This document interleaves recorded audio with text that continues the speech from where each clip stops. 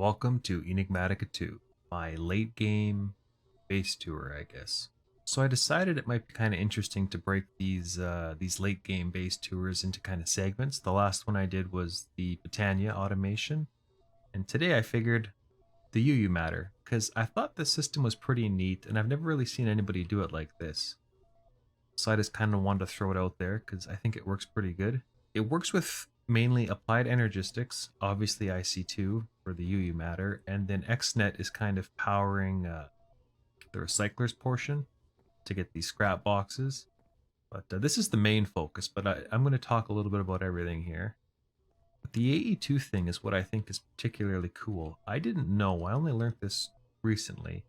The ME Level Emitter, you can actually put a crafting card into it, and then there's two settings. You can emit a redstone signal to craft the item. So if you ask for this item, this emitter will turn on.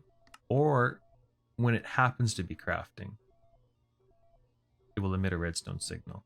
So that might seem kind of strange the way I worded it, but basically you have to have a crafting pattern for this mode up in your molecular assembler, I guess, to autocraft this item. But if you notice, if I search for the connector, take these ones out, I don't actually have a crafting pattern in my system. But when I put this back to this mode, it's there. So that's kind of cool. I didn't realize that. So I've used this in a few places in my base, but basically it's on-demand crafting, and it will emit a redstone signal to run this. So there's also a glitch. If I pull this out and then put this back in, it stays high, which causes a problem. Sometimes it stays high and you just have to break its power and put it back. But that's a glitch I've seen quite a few times, that sometimes when you're throwing these cards in and out, it doesn't power down, it stays on. But right now, as you can see, I've got mechanism powering these things, and I just have a basic import bus pulling the items out of the replicator when it's done. And of course my XNet is awesome for transferring items in UU-Matter. But anyways, if we go to the controller here,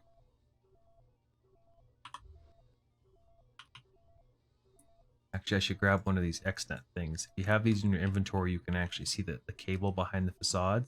These are all advanced connectors, and every single one of them is set to pull the scrap pieces out and to jam them into here.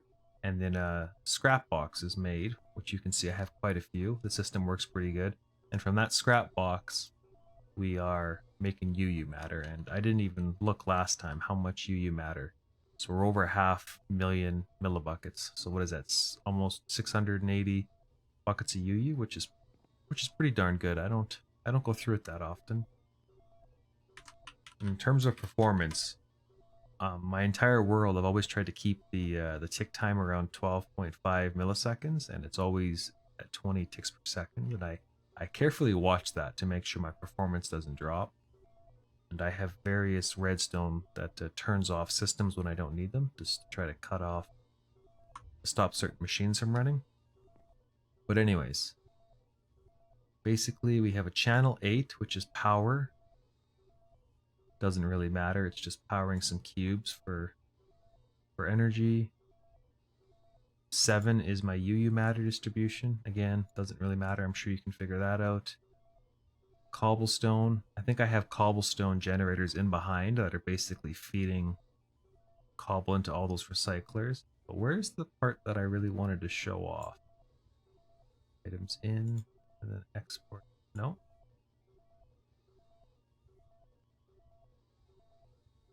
Oh, input.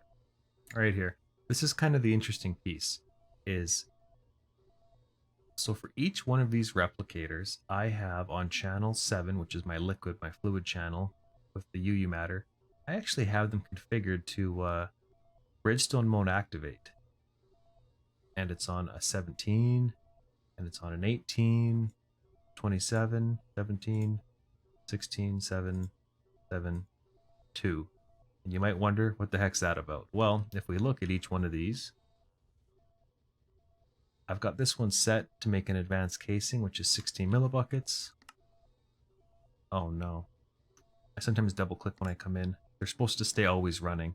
This one's set to 17 and a half, and you can't type a decimal, so I rounded this one up to 18.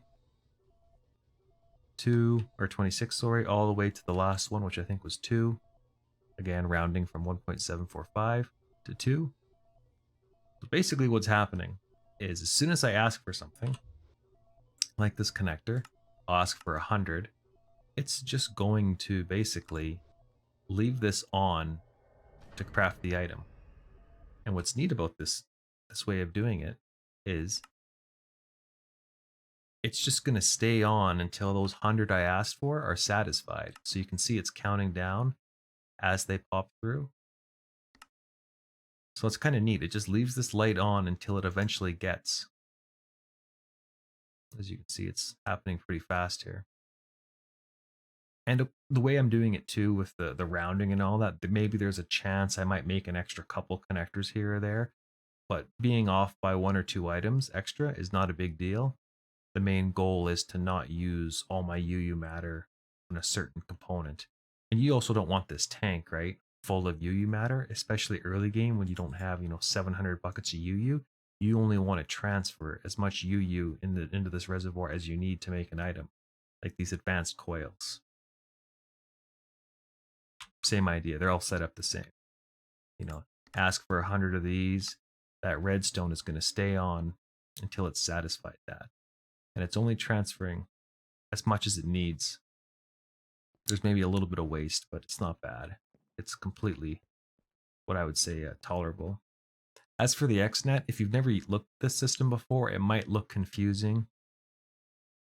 So if you think that, I highly recommend watching some tutorials on it. It's actually really straightforward, really cool to configure. But it's very handy for this kind of stuff. And you get access to this pretty early game in this pack. And even this system, I didn't build this till late game, but you can totally build this mid game and have a small reservoir of UU-Matter accumulating. Like at this point, I don't need this fancy redstone control, but early game with not a lot of UU-Matter, it's really helpful. And of course, I have all these other components that I have scanned, but they're not actually set up into this system. I only think I have half the things auto-crafting that I need, certain types of blocks. I'm going to add more, I think, as I need them. I'll probably put them up here. But yeah, I thought it was kind of neat, and I wanted to share this setup because I think it works pretty good.